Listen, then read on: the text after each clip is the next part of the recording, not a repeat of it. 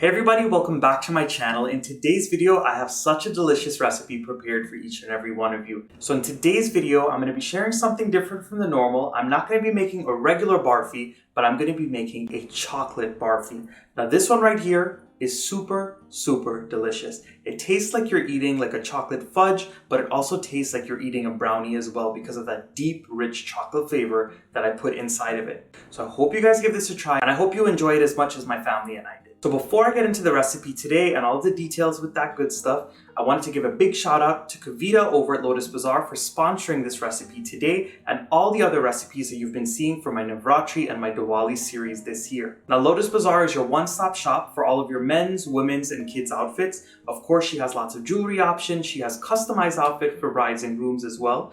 And you guys just need to go ahead and check her out. She has a wide variety of sizes, lots of different designs, colors, the whole 9 yards. She's got it prepared for you all when you go to her little shop. I'll have her phone number and the Instagram listed right here, and I'll also have some of the information listed in the description box right below the video. All you have to do is click below the video, drop down menu will appear, and you'll see everything prepared at your convenience. So without further ado, let's get into this chocolate barfi recipe. So the first thing we're going to start by doing is making the milk mixture for our barfi. So in a bowl, I'm going to add in some milk powder. I'm using the Klim brand. That is my favorite to use whenever I'm making barfi.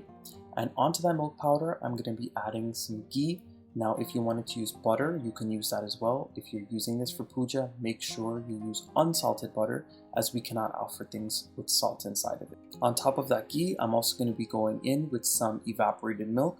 Now, I find with this recipe, you can use evaporated milk, you can use heavy cream, or you can use that Nestle media cream that they sell in the can as well. Anything that's rich and thick, you can use that. I'm also going to be going in with a little bit of elaichi or cardamom powder. Now I'm going to go ahead and take my clean hands and mix everything well until all of the ingredients are combined and I get a very fine crumbly texture. Once you get everything mixed together, you're going to go ahead and put it through a little sieve or a strainer, so this way you can get out any of those lumps. What we want to do here is get a very smooth texture on our barfi. If we were to mix it just like this with the sugar syrup, it's going to be very lumpy and there's going to be little clumps of milk all throughout versus it being nice and smooth and melt in your mouth. Now if you wanted to, you can also put this mixture in a food processor and just go ahead and blend it a couple of times and pulse it, so this way it can break up all of those lumps. When you finish straining that milk mixture and putting it through that little fine mesh strainer, this is what you're going to be left with, a very crumbly breadcrumb type mixture. So now that we've finished the milk mixture, we're going to start to work on the pog or the sugar syrup, which is going to hold the barfi together. So in a little pan, I'm going to go ahead and add in my sugar, and on top of that, I'm going to add in my water. What I'm going to do here is bring this up to a boil on a medium-high heat, and once it comes up to a boil, you're going to lower it slightly and start to let it simmer. Now while my sugar's coming up to a boil, I'm going to go ahead and add in my cocoa powder inside of the milk mixture, and I'm going to give that a mix until everything is well combined. Now for this recipe, the cocoa powder is really what's going to give it that deep chocolate flavor. So once my sugar syrup came up to a rolling boil, I lowered the heat to a medium heat, and after about 5 to 6 minutes, you're going to want to go ahead and check it. So I put a little bit on my spoon, make sure it cools down a little bit, and I'm going to put it in between my fingers. Once you see that it pulls one string, it's time to move forward. Now as you can see, mine was pulling a little bit more than one string just because it was boiling a little bit longer, but you want to make sure to look for one string. Once you get to the one string, you're good to go. So I'm going to turn off my heat, and with that residual heat, it's going to cook my barfi. So I'm going to add in the entire milk mixture that I have. What I like to do is I like to go in with half, mix that in, and then go in with the other half and continue to mix it. Remember at this stage, if you have an electric stove like I have, turn off the heat because that stove is going to hold the heat. If you have a gas stove, you can just leave it on a low heat because remember, it's not super direct heat like the electric stove is either. Now this is what it looks like after I added in all of my milk mixture into the sugar syrup.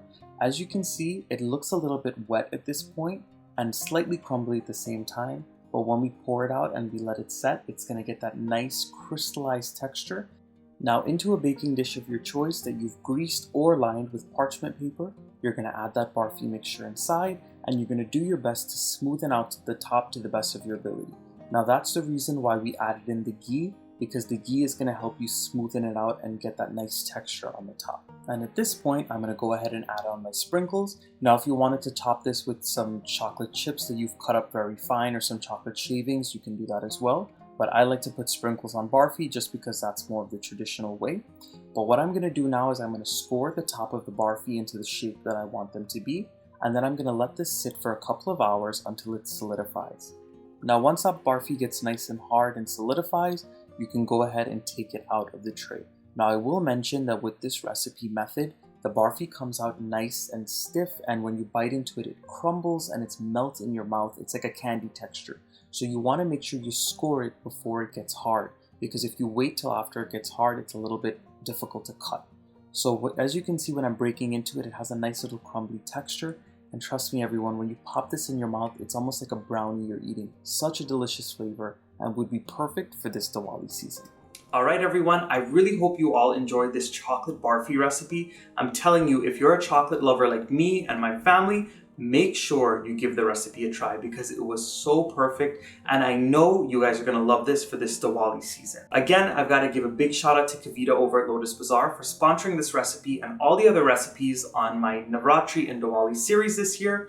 If you guys want to check out Kavita, I'll have some information listed right here for you. I'll also have it listed in my description box below. Everything will be laid out. Just when you go to visit Kavita, let her know that Matthew from Matthew's Guyanese Cooking sent you, so she can know that you guys watched this video as well. So with that, the recipe is done. I'll be seeing you guys in my next video for this Navratri and Diwali series, and I hope you guys stay tuned because there's lots of good stuff to come still. Bye everyone.